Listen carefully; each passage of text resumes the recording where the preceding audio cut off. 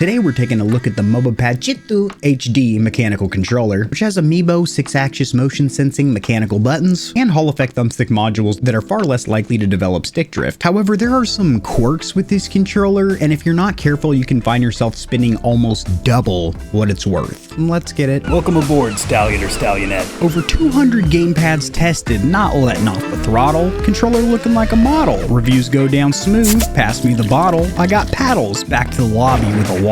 Gaming news, gear reviews, more controllers than you can use. A man of many faces, recording by the Smokin' Aces. I wasn't born the controller captain. It was you bucket Broncos that made it happen.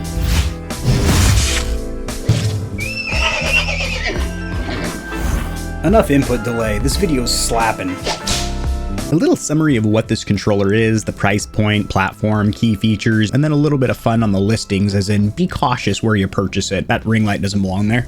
So we've got some funky listings over here in Jeff Bezos' backdoor, aka Amazon. The first listing is going to be a sponsored listing from a third-party vendor, Aoki. Don't know them, don't fuck with them. These are both from the official company MobaPad, and this is really funky because you have two listings over here, and I had to read the fine print, read the entire title to figure out what the difference is. Another third-party vendor down here that 7 poor suckers have been conned into buying from, FIFA over here, and then over here on the manufacturer's website, which if you've never been on the MobaPad website, good, clean fun. So the Joy-Cons are going to be the split controllers, like the M6 that we've reviewed, and then the Switch controller is going to be the one-piece gamepads, which is listed at an advertised MSRP of $90 US, but is slashed down to a reasonable price of $56. And I will say to everyone, every gamer watching with a pulse, please do not spend any more than $55 on this gamepad. It's not worth any more than $55. It is one of those budget entry-level segment Nintendo Switch controllers, which we know were produced for pennies on the dollar and then rebranded from so many companies and then sold on Amazon. So quite simply, this is not a $90 controller. So please, that's my little disclaimer there. Nobody watching spend any more than $55 US on this controller. It simply isn't worth it, and you'd be getting ripped off sideways and across. That Alps is actually referring to something that you've never heard Alps.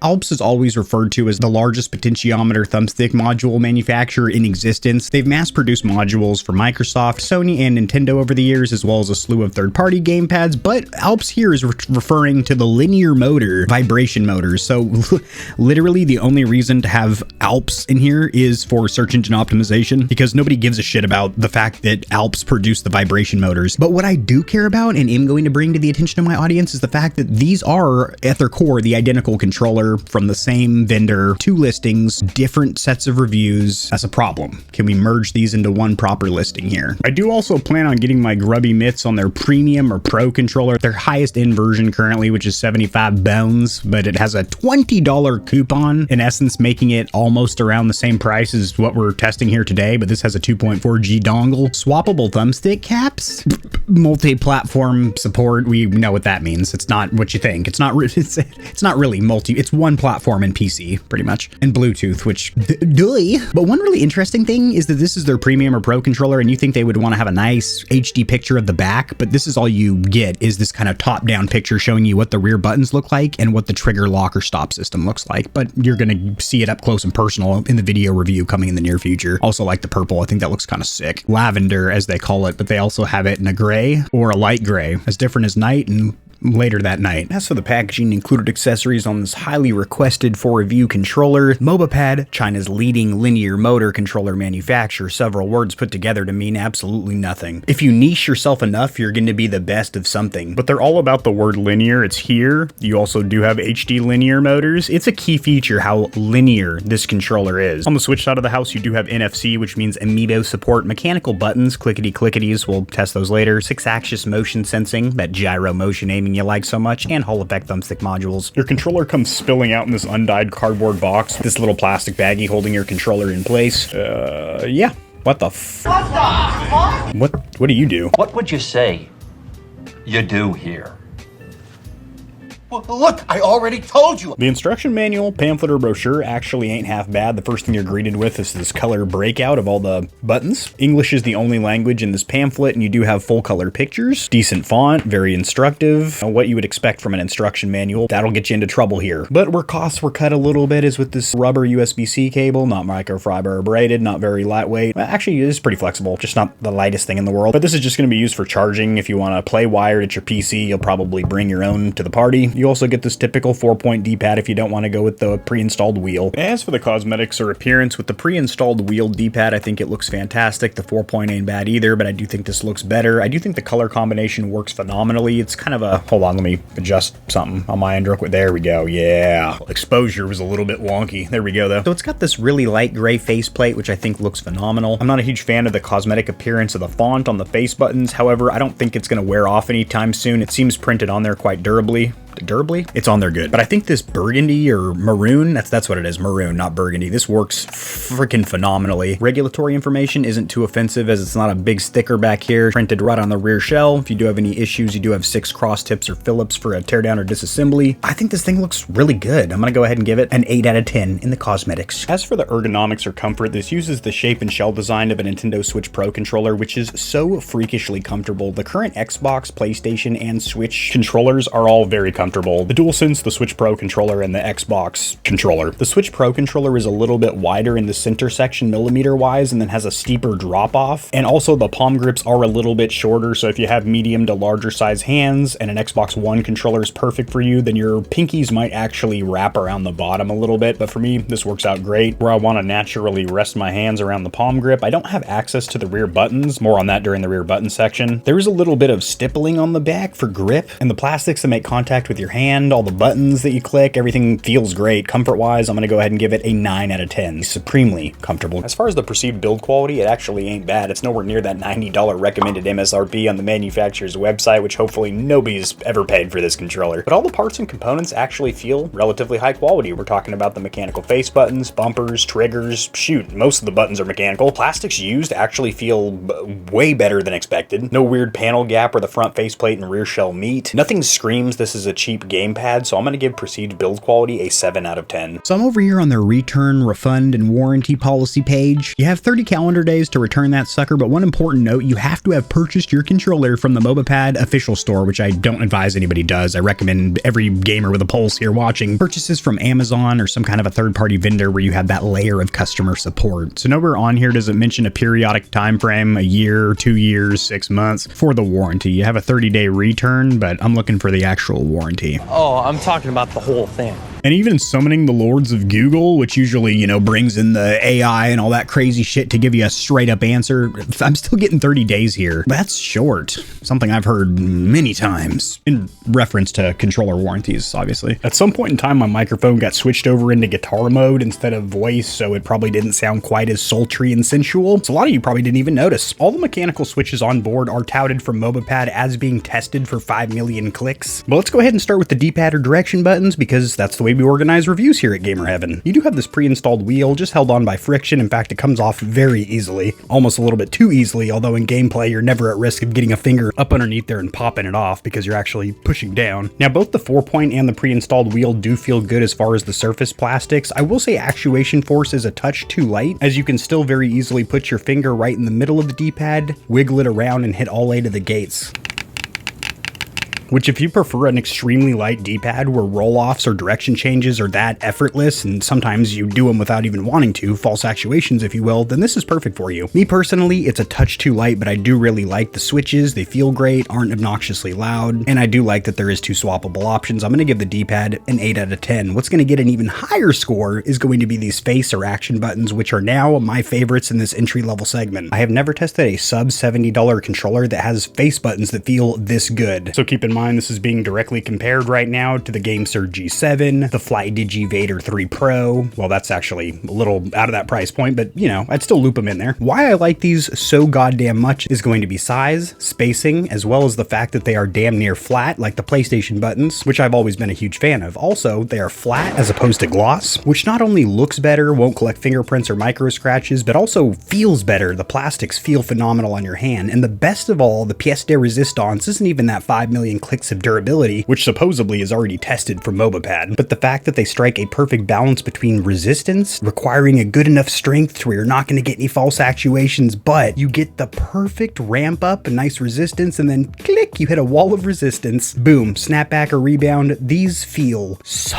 fucking good. And the fact that they are in a controller in this price point, I'm gonna go ahead and give these face buttons a 10 out of 10. Correctamundo, a perfect score. You've earned it, my comrade. There is only 2 buttons on this controller that are membrane, typical membrane switches and not mechanicals, and that is going to be the turbo and this cog icon, or settings buttons, if you will, for some of the optional features such as vibration. But the actual gameplay buttons that you're gonna be hitting frequently, plus, minus, screen capture if you're recording gameplay clips, and then the home button for getting back to the Switch menu, are also mechanical and are just raised far enough from the front shell to where they're not a nuisance to hit. They're in a great place. I'm gonna go ahead and give the accessory buttons suite, including not the 2 rear buttons, but this little niblet in the back here. There is no 3.5mm headphone jack under there, but that's actually not very common in Switch controllers. I'm gonna give the accessory button suite a 9 out of 10. Very big fan. As for the thumbsticks, analog sticks, joysticks, MobaPad has installed the JH16s, which are also rated for 5 million cycles, or twisty boys, which are supposedly tested from MobaPad as well. These do pop off and they are held on with friction, but there is no included swappable options unless you get that higher end Pro controller, which is awkwardly enough on sale for almost the same price as this gamepad, but we'll be testing that in the near future. The rubber or silicone compound used is pretty damn grippy and is almost identical to the Xbox shape, except a little bit flatter, a little bit slipperier in the center, and then of course has this lined around the outside design that so many third-party thumbstick caps go with. You will also notice anti-friction rings. You're going to glide along smooth plastic when you're at full lock on the outside of your thumbstick gates. Not very much height. You're definitely going to want to add some KontrolFreeks if you're going to be using this for any third or first person shooters. Let's check compatibility right now.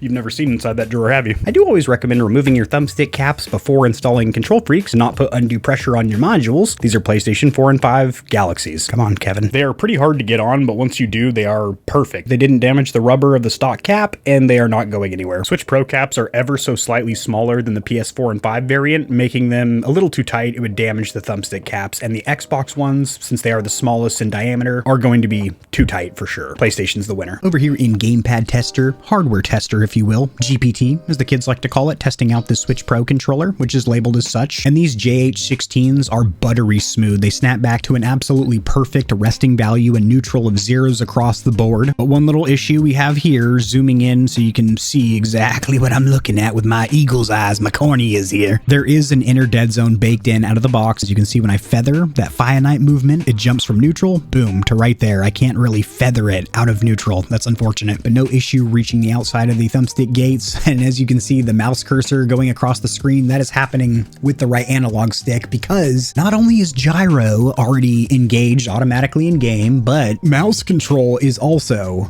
by default, being used 100% of the time. The instruction manual says 0 about this. I did a Google search, dug through Reddit, people's experiences, basically a bunch of people's reviews, but nobody shared the secret or cracked the Da Vinci Code as to how the fuck you can turn that off. As you can see, no outer dead zone, but there is a weird inner dead zone. Let's run the circularity test, shall we? So you might be wondering why that's so high, and that is because these are designed to be square thumbstick modules, so they are going to show a little bit of an umbrella pattern, if you will, where it's going to be higher in the average error rate than we'd like to see. However, as you can see, they are still very even. You're getting the same over here as you are over here. When it's a bigger cause for concern is when you can see that your thumbsticks aren't reaching full lock, so your character wouldn't be able to move in a certain direction. Here, as you can see, everything's even. The average error rate is higher than we'd like to see, but that's because these JH16s are designed to be square, but even, if that makes sense. These are good. These are great. There's also some additional features with this controller, some control on the PCB, the printed circuit board itself, just by holding down a combination of buttons such as macro, loop, turbo. Of course, that's on all these little third-party controllers. Rapid fire, that's pretty common as well. And then lights, which is just this little M-shaped logo. There's no RGB rings around the thumbstick gates or anything like that. And there is an application, but it's only on mobile phone and Android and iOS. If it was on the PC, I would be more than glad to do a full tour walkthrough. Also, there's an entire blurb on the landing page about the Alps linear motor HD vibration, that 320 Hertz high frequency driver, dual axis design, realistic vibration. I wanted to test it out. They made a whole placard about the vibration motors, and I'm a little bit of a whore for vibration features. I find them immersive unless I'm playing some competitive online shooter, but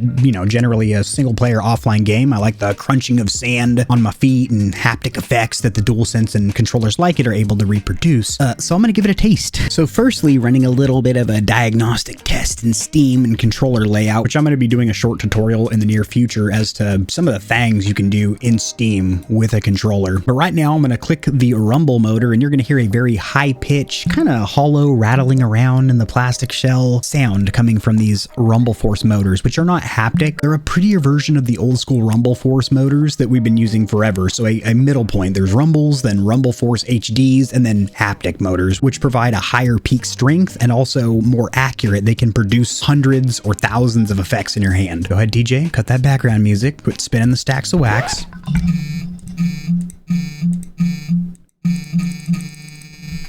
Maybe you've walked past your sister's room and heard a similar noise permeating through the hallway. Maybe she has one of these controllers in there. My experience with the Rumble Force HD motors from Alps in gameplay is that they can do a lot of finite accurate things that don't require a lot of peak strength, but whenever a lot of strength is required, for example, the DualSense can remain accurate doing some crazy things where it goes from this side of the controller all the way around to the bottom while giving you some really bone-shaking vibration. As we're over here, when this ramps up about 60% or higher, the Rumble Force motors kind of fall apart with the accuracy to where they can't do that accurate movement anymore, and it just feels like everything's rattling around all loosey-goosey in the palms. That's what it sounds like, and that's what it feels like. Now keep in mind, these are an in-between point. They're better than typical Rumble Force motors, but not as good as haptics, and I wasn't really too impressed with them, to be honest. As for the bumpers and triggers, the entire suite up top is also those mechanical buttons rated for 5 million clicks. The plastics are pretty damn nice. There's no stippling, dots, or lines for extra grip, but you don't really need it as the plastics used feel incredibly nice and also look good. They're matte, not gloss. Bumpers are a touch too light for my liking, but indeed very easy to actuate with both the meat and tip of your finger, although pretty small. So if you have medium to larger size fingers and you try and press with a tip, you might just come up and over and hit nothing but plastic. I really do like these bumpers. I'm gonna go ahead and give them an 8 out of 10. 8 out of 10. They'd get a 9 out of 10 if they extended a little bit further out so larger handed individuals could use them better. As for the triggers, they are phenomenal. They do have a little bit of take up or slop before you actuate that mechanical switch, but I think that's by design. It feels very nice. You have this nice linear, even amount of resistance and then bounce back or rebound. They feel absolutely phenomenal. Not obnoxiously loud, not as quiet as something like a stock trigger, but they feel a whole hell of a lot better. I'm gonna go ahead and give them 8 out of 10. It'd be great if there was a trigger lock or stop system where you could have the full squeeze, modulate the throttle and brake in a racing game, but then turn on these mechanical mouse-like clicks. Unfortunately, this is one of those budget pro controllers where the rear buttons are actually intended to be macro buttons with multiple strings of inputs, but you can, as a side feature, just have them be a single bound button or input, which is how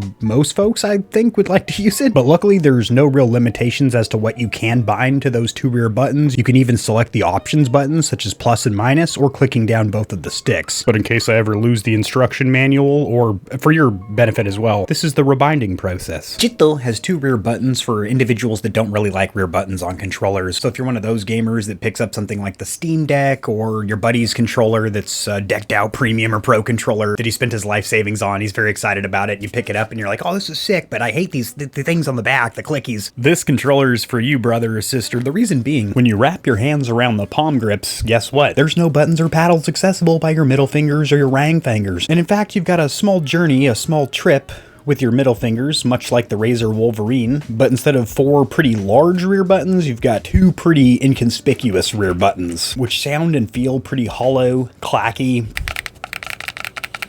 And you can tell that it was definitely an afterthought considering all this meticulous time and energy was put into these face buttons and the JH16 thumbstick modules rated for 5 million spinny cycles and all these other cool components, the bumpers, the triggers, everything I've covered thus far. Then you flip around on backside. Things are a little bit disappointing back there in the rump, which for a lot of long-term viewers of the channel is a pretty big goddamn deal because the rear button section's kind of, it's the main staple, the main feature that makes a pro controller, separates the men from the boys, so to speak. A stock standard controller, little OEM factory joint that came with your console versus something that you went out of your way to spend additional caps on. You know, pulled out your Pip-Boy, checked your cap status, yeah, I can afford this, and got yourself what you wanted. And the main purpose of rear buttons is, of course, to not have to take your fingers off the thumbstick so you're constantly moving and aiming while still having access to the face buttons or D-pad. And you only have 2 back here, not 4, so that's mathematically impossible. And they're really small, so you don't really have them resting where your hands are. And you can remap them on the fly. The process is a little slower than I'd like, and there is macro support, and that's definitely the first thing they want you to look at. But if you want individual or single button bindings to the M1 and 2 buttons, that is possible as well. I'm going to go ahead and give these a 2 out of 10. As for the battery life, the manufacturer's website's going to tell you approximately 30 hours of usage thanks to that onboard 1000 milliamp hour lithium battery sourced from the MobaPad laboratory. All right, stop it. Amazon's also going to say 30 hours with that 1000 milliamp hour John. This guy on Reddit's going to tell you 5 to 7 hours. I ain't going to tell you shit because I haven't been able to deplete the battery yet. I juiced it up, topped it off when I received it. Been flicking the sticks pretty frequently on the Switch and PC over the last few days.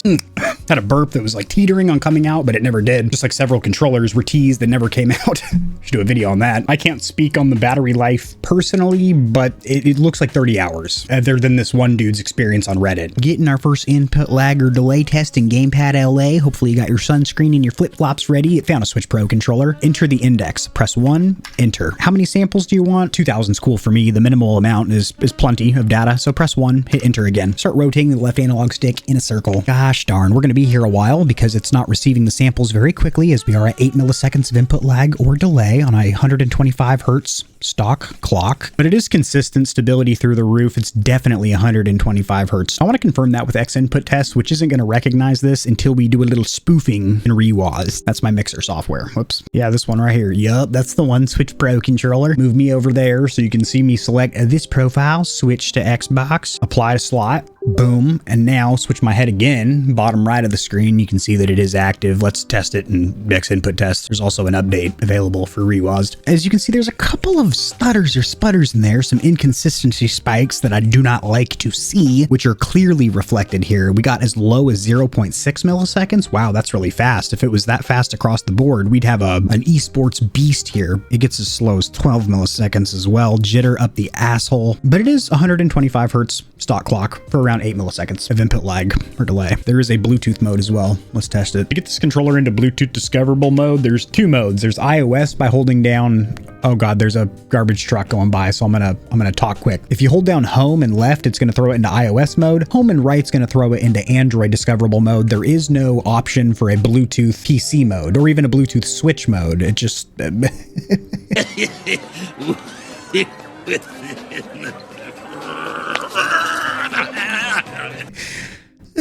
So we're going to do the iOS mode right now. So unplugging the controller, turn it off completely as the instruction manual does say to start from the controller being off and then put it into Bluetooth mode. Bam. Get that flashing LED. That's the money. We're going to add a Bluetooth device, but we got to be kind of quick on the draw because, hey, it's already labeled and oh god, I was excited because it was branded as MobaPad, but I am checking my controller. It's ready, but you're not ready. Ah, jeez. Don't just tease me like that and then not go all the way. All right, let's try the Android discoverable mode. Oh, here we go.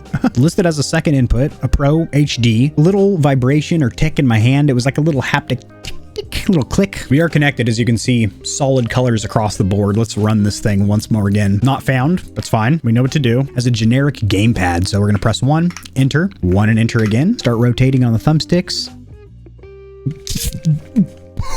Yeah, so what I would expect from a very old Bluetooth technology, probably 3.0, which is what the stock Switch Pro controller, it's such an oxymoron. The standard Nintendo Switch Pro controller uses is Bluetooth 3.0. Pretty crazy because the DualSense uses Bluetooth 5.1. It won't even complete the test. It's just losing connectivity. Bluetooth, not a very consistent or fast means of wireless connectivity. If there was a dongle, that'd be great. Luckily, the premium or flagship model they have does have a 2.4 gigahertz dongle, and we'll be testing that in the near future. So wired is the only method that I would recommend using this controller, and that is going to yield you 8 milliseconds of input lag or delay. How about overclocking? We're in the sleazy back alleys of the Lord of Mice overclocking program. Sweet, we are overclocked 1000 hertz for around 8 milliseconds? Absolutely not.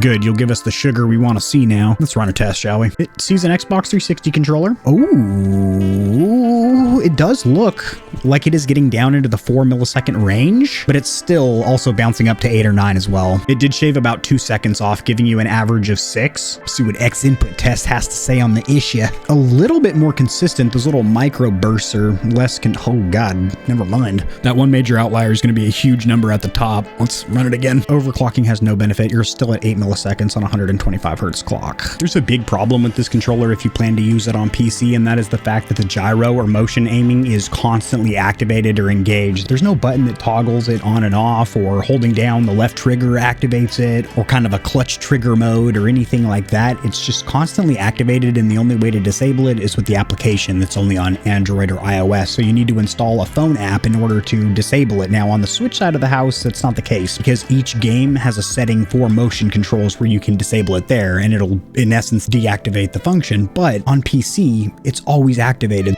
motion aiming the entire time. That's fucking shitty. As for converter or adapter support, I couldn't go tethered wired with a USB-C cable to the back port of the XE or XB2, which would be the only way that I would feel comfortable playing due to input lag or delay. But using Bluetooth, I actually was able to connect to the Xbox, not the PlayStation at all. But it was so sporadic and stuttery and sputtery, and I wouldn't really deem it playable. So no converter or adapter support, meaning this controller is only viable for Switch because a lot of the gripes I'm gonna have are going to be quality of life, pain in the urethra tip things this controller does when on PC, to where it might not even be viable to use on computer. So really, you're just looking at this for Switch. There's no pros and cons section to this controller, rather just a verdict, because I'm gonna bring them all together to tango on the dance floor with us, fucking, you know, shoo-wop-a-doo, mango tango, and finish it up with the Macarena, because I'm living the Vita fucking loca. There's some things you might really hate about this controller, but there's some things you might really love about it. The things you might really hate about it, there's no 3.5 millimeter headphone jack. You're only going to be at 8 milliseconds of input lag or delay, and that's in best case scenario. That's wired at the PC, and that's with an overclock, which showed it shaved about 2 milliseconds off in Gamepad LA, but had no results in X input tests, which I would trust more because it shows you more data. It's more accurate. The Bluetooth was so sporadic, I wouldn't use it whatsoever. The rear buttons are clearly designed as macro inputs, not rear buttons. It's kind of a additional feature. You can use them back there, but they're not very easy to hit, and they're definitely designed for gamers that do not like extra inputs on the back of their controllers. Rear buttons for people who do not like rear buttons. The warranty, it doesn't really exist. It really shows as if there's a 30-day return policy, but no warranty in place. And yeah, you can fight that in small claims court because there's supposed to be a consumer electronic law in North America where you have 1 year of coverage. It'd be more of a pain in your wiener schnitzel to actually pursue that over a $45 gamepad you bought on AliExpress. Hopefully nobody buys it for $90 on the manufacturer's website, which is what they're requesting, but it's also slashed down to a pretty much permanent sale of $50, which is its going price on Amazon. Also didn't like that there were multiple listings for the same controller. And on PC, it's more of a nuisance than anything. Gyro is constantly engaged. Mouse control mode is constantly engaged. The only way to address these, if at all possible, is through the application. That's the next big fucking juicy con, is that the software suite or application is only on mobile phone. And I did mention about 6-7 months ago, and I'm sticking to my guns on this, that I'm done doing tours or showcases of these mobile phone applications because a lot of them are simply scammy spyware for your phone, basically, because you have to register for a lot of them, or even if you pair up your controller as a guest, it's still so stupid and unintuitive because you have to Bluetooth to your phone and then reconnect to your console or PC. Plus, you're on a little phone screen where the control is so much lesser than being on a monitor or your TV at a console where there's a proper application that was thought out and designed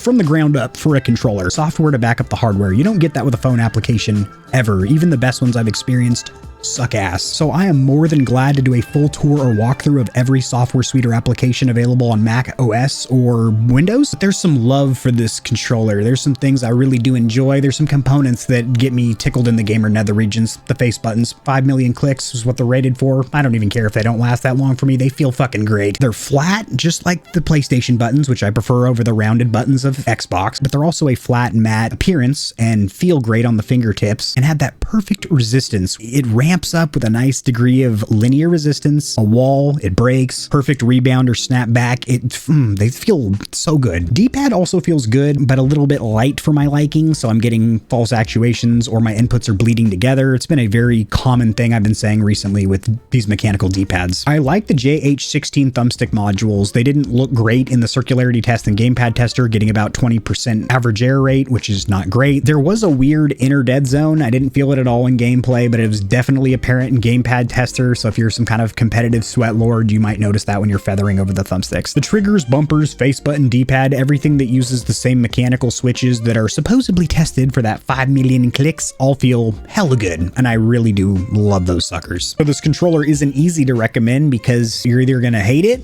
all those things I spewed out in the beginning of the verdict section, or you're gonna love it, the things that I just covered in the ass end of this verdict section. This controller is linked in the description below. Drop in the comment section below what you think of the MobaPad Chitu HD, and I will see if it's funny because the HD in the name is actually referring to the HD Rumble Force motors, which I did a test of, and they were lackluster. They didn't really blow my socks back. If you want the full thoughts on that, revisit the vibration section. I don't hate it. In fact, I do really like it. I love some of the components, but there's some things that are just tighten up those listings. They seem a little bit scammy, and these rear buttons, they pretty much just don't exist. I'll see you guys. Peace. If you enjoyed the video, liking it helps it to get seen by more gamers, so this information will reach and assist them as well. Much like the back of the TV, I've got plugs for all of my socials down there in the description below. And your wallet will greatly thank you if you check the description, because there are exclusive discounts on a ton of products, including controllers, KontrolFreeks, keyboards, mouse pads, clothes, and energy drinks. And keep in mind that you, the viewer, keep this channel running. The more stallions and stallionettes trotting around the stable, the better. So mollywop that subscribe button like it owes you money, and we'll have the same amount of fun tomorrow.